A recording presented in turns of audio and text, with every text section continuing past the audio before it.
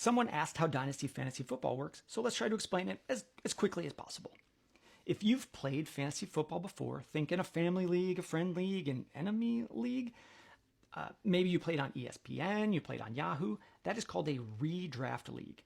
Every year in August, usually, you draft your team, then you make trades, adds, drops, and you try to make the playoffs and win a championship. And then at the end, your team goes away. And the next year, you draft a new team. You redraft.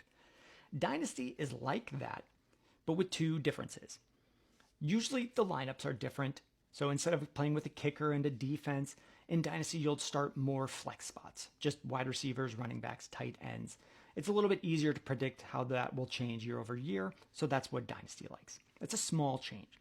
A big change is how you get your players. Instead of redrafting every year, we have what's called a startup draft and a rookie draft.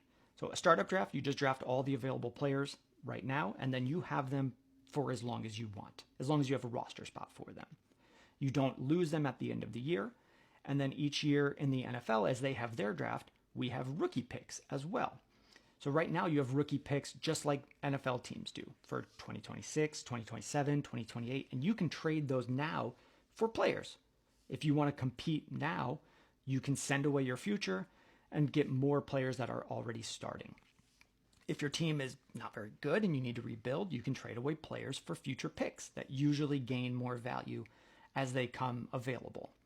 So it just adds different layers of strategy. It lets you think about fantasy football year round. Like when free agency happens and teams and players change teams, like their value changes. As teams make trades, player values change. As teams get drafted to specific NFL teams, player values go up and down. So it lets you think about fantasy football year round and adds a lot more strategy to how you value players.